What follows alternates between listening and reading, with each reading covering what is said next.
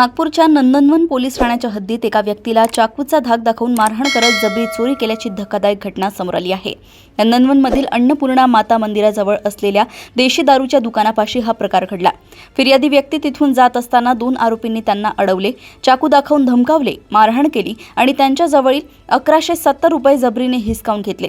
या प्रकरणी पीडित व्यक्तीने नंदनवन पोलीस ठाण्यात तक्रार दाखल केली असता पोलिसांनी तत्परतेने कारवाई करत दोन्ही आरोपींना बेड्या ठोकल्या आहेत। अटक करण्यात आलेल्या आरोपींची नावे सोनू उर्फ राजू पाठक आणि आकाश संजय कोहळे अशी आहेत। यातील मुख्य आरोपी सोनू पाठक हा पोलिसांच्या रेकॉर्डवरील सराईत गुन्हेगार असून पोलीस या प्रकरणाचा पुढील तपास करतायत। देशी दारूचे दुकान कुंभारटोली हिमालय याच्या समोर अन्नपूर्णा माता मंदिराजवळ 2 आरोपी यांनी फिर्यादी यास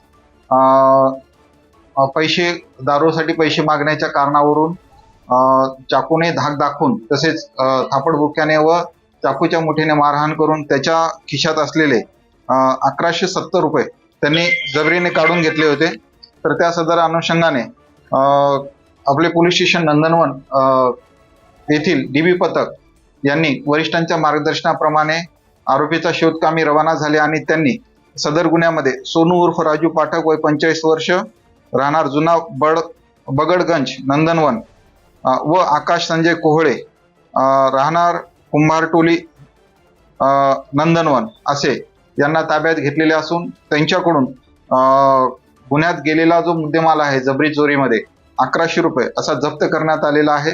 आणि सदर गुन्ह्यामध्ये आरोपी क्रमांक 1 सोनू राजू पाठक जो आहे तो रेकॉर्डवरचा आरोपी आहे पोलीस स्टेशन नंदनवनच्या हद्दीमधला। तरी सदर गुन्ह्यामध्ये अधिक तपास करून पुढील कारवाई करण्याची तजवीज ठेवली आहे। सदरचा तपास आरोपी हे माननीय पोलीस आयुक्त श्री CP सर विश्वास नांगरे पाटील सर तसेच joint CP sir Reddy sir तसेच या रिजन सर परदेशी सर तसेच माननीय झोन 4 DCP रश्मिताराव मॅडम सर त्याचबरोबर ACP सक्करदरा यांच्या मार्गदर्शनाखाली केलेला आहे आणि सदर गुन्ह्यामध्ये अधिक तपास करत आहोत।